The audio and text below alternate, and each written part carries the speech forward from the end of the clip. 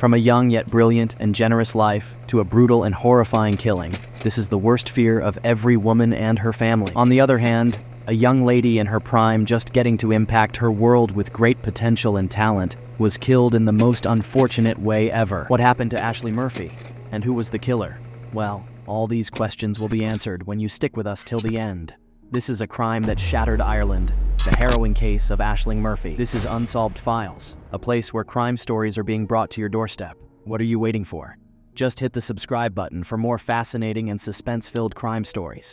Now, let's get back into this story and uncover this mystery. In 2022, Ashling Murphy, a bright, driven, and industrious 23-year-old, was thrilled to secure a job as a primary school teacher at Douro National School. A few months after graduating, she had always wanted to work there. Her co-workers commented that she seemed to have always been a part of the group, as she welcomed it with the same ease as a duck to water. In her father's eyes, she never stopped and meticulously crammed everything into her life, wanting to better herself, push herself,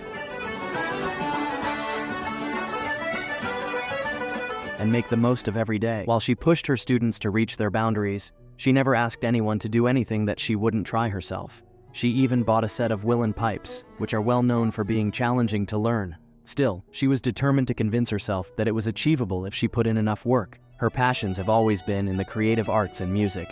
She joined the chorus, orchestra, KJI team, and traditional music group at school, following in the footsteps of her accomplished mother, Kathleen. Since she was young, she has been an accomplished fiddler, finishing in the top 5% of all fiddlers in the country. She was a performer at Tullamore Trad Fest, a traditional music event.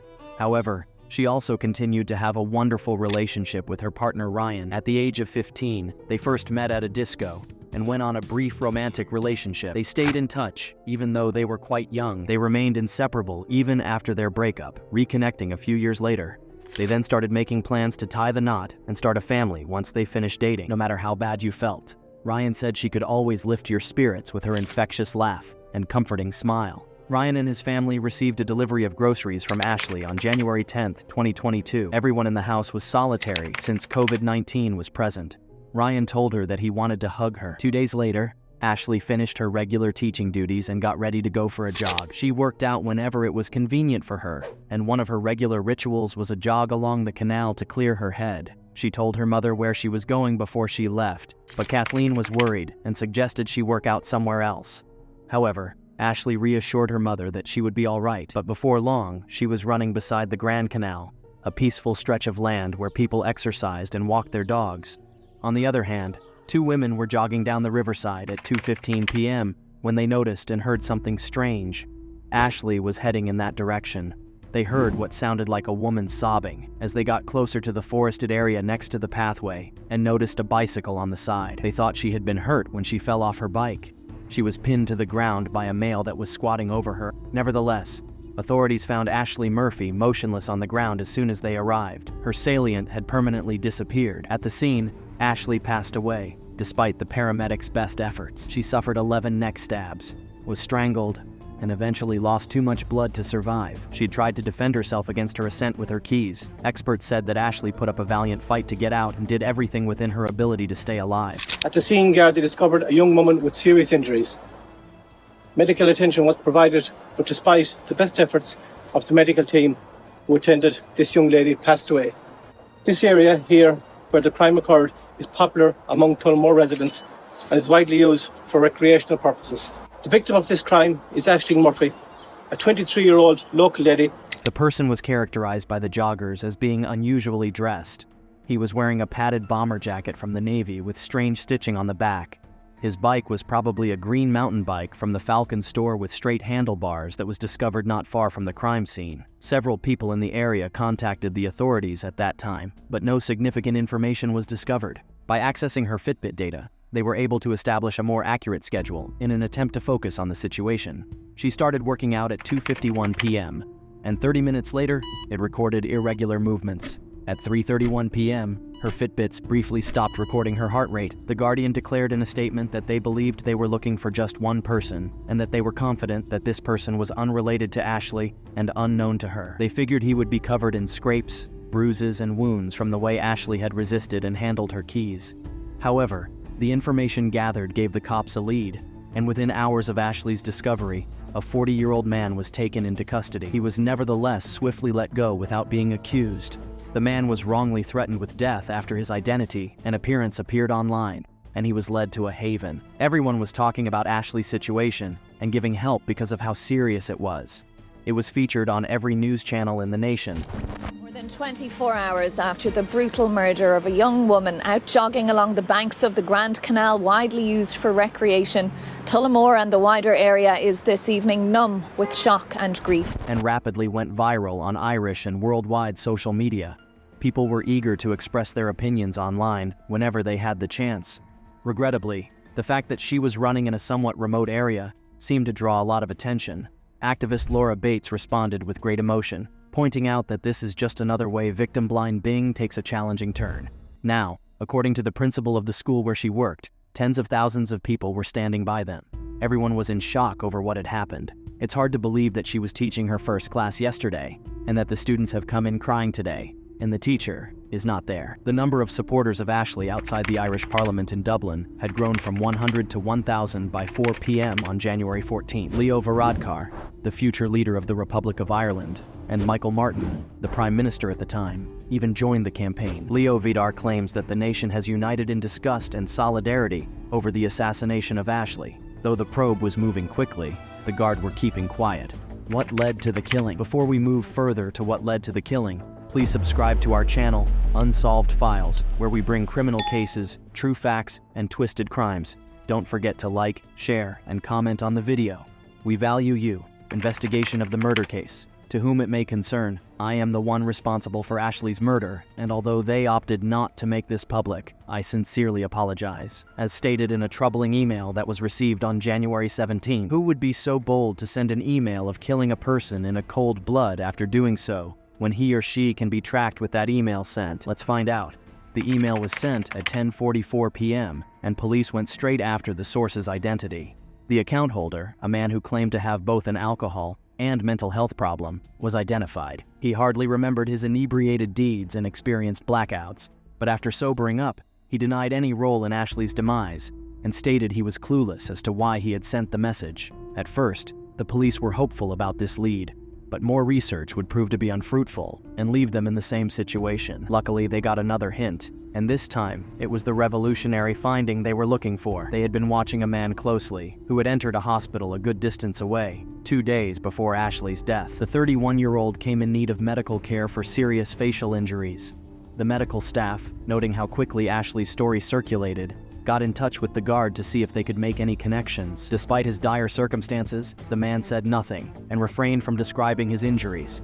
Even the detectives who showed up were dubious, so they looked into his background. Following that, they seized 2 cars and searched 2 homes. The 31-year-old described how a man attacked him while wearing a blue face mask, which was a distinguishing feature that was difficult to spot at the time of the outbreak because most people were donning masks. He presented a picture of Ashley to the cops, saying he had never seen her in person and that everything had happened so quickly that he couldn't remember a single instance. He said, "I looked at the news, but I don't speak English, so I can't understand."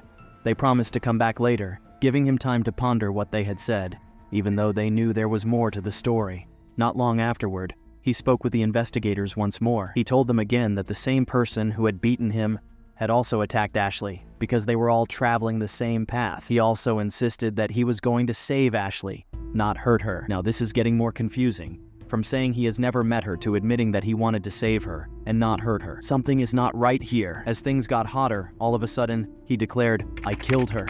His narrative turned around. "I was the one who killed her." He was told to stop talking, but he couldn't help himself, so someone quickly advised him not to say anything more. But he continued and said, "I'm sorry. I had a knife, and a woman I had never seen before showed up. I always use a chain.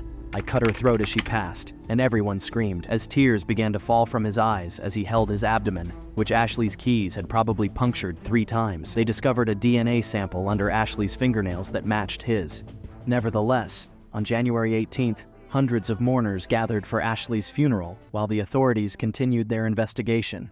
Schools around the country observed a moment of silence in her honor at 11 a.m. Her students paid their respects to the 23-year-old Ashley by standing in line with images of her as the funeral procession passed. Ryan spoke powerfully on behalf of both himself and Ashley's family. He was inconsolable, Now, what became of Ashling Killer? He was a builder who moved to Tullamore, Ireland, in 2015 with his family of 5, including his wife and 5 kids, from Slovakia. That evening, reporters and members of the public gathered outside Tullamore District Court to watch him appear. The guard learned further horrific facts about Joseph's actions in the hours preceding Ashley's death. Joseph rode past extremely slowly as Anne-Marie Kelly stepped aside to let him pass, his menacing look unsettling. She had never seen Joseph riding a bike before. Marie met Joseph again at the canal. This time he was following her, pushing his bike. She picked up her pace as soon as she felt his focused stare. She was relieved to see a man arrive in a van and hurried over to say hello. Joseph made quick work of fleeing. That day, he followed 3 more women and was even shown on camera multiple times before locating Ashling. The police claimed that he was determined to kill or seriously hurt someone. In addition, he was described as a phantom figure who had escaped their observation until now. Despite his confession, he entered a not guilty plea and claimed he couldn't remember making any admissions while in the hospital. He then went back to his first allegation that he had tried to shield Ashling from another man and continued telling his story. The question continued while he was being held in custody. Following a murder investigation into Ashling Murphy's January 2023 death, 5 people were charged with various charges. 5 people appeared in court earlier today, charged in connection with the investigation into the murder of Ashling Murphy in January of last year. All 5 were arrested in Dublin yesterday and they appeared before Tullamore District Court. And appeared in court on June 13, 2023. But after being held in Dublin, the 5 were brought before the district court.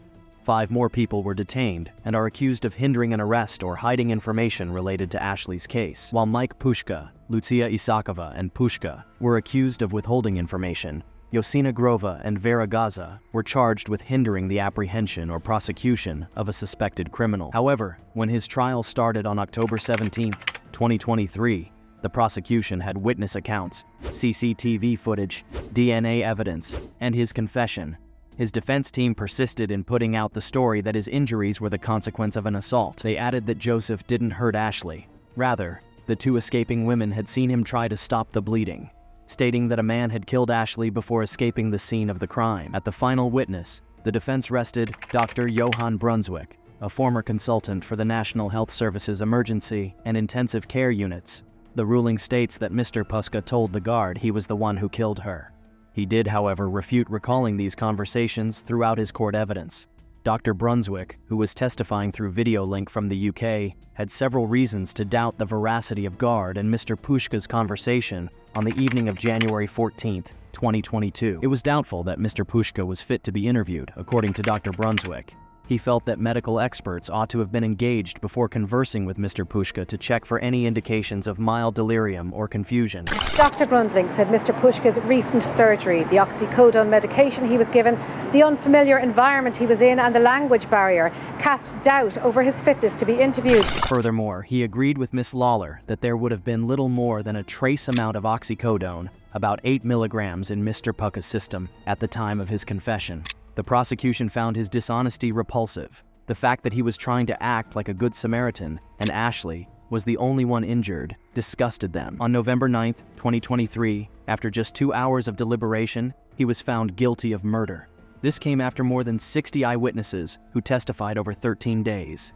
When he claimed that an unidentified man had attacked him and Ashling before running away, the jurors did not find him credible. As the verdict was given, he remained still, hiding his face with his hands. On November 17, 2023, a Friday, Joseph was given his punishment. Mr. Justice Tony Hunt told Joseph that the one sentence that needed to be given was fully justified. However, Joseph Pushka was given a mandatory life sentence. Ryan, on the other hand, told Joseph, "You have no idea how much we loved each other. I will never be able to marry the love of my life because of you. I must find a way to live without her because your behavior is the epitome of evil. You smirked, smiled, and showed no shame. When the moment for judgment comes, may you burn for 30 minutes in hell before God even knows you're dead." A complete life sentence would have been considered in this case, but Joseph avoided looking at the judge even while he talked. Mr. Justice Tony believes that whoever chooses to release Joseph should take into consideration the fact that we still don't know why he killed Ashling. Everything he has done will be taken into account, including lying about what transpired and never expressing sorrow or compassion. Soon after his sentencing, he was transferred to a separate prison, where he was placed in a padded cell and monitored around the clock. Now, Seeing how much Ashling impacted so many people's lives and the public outcry about her premature death inflicted painful in Ireland. In the meantime, talks about school safety and the continuous battle against the abuse of women and girls gained traction, and a sizable number of people united in support. Of course, every case is awful, and it's no secret that they all have significant direct effects on a large number of individuals. Nevertheless, occasionally, some cases are so intensely emotional that they have far-reaching effects that are felt throughout the nation and beyond. Heartbreaking indeed. What do you think? Was the sentencing well-deserving for Joseph, or do you still think he is innocent? This case is indeed a twisted one, just like our previous video, a case with the most insane twist you've ever heard, true crime. Go check it out now.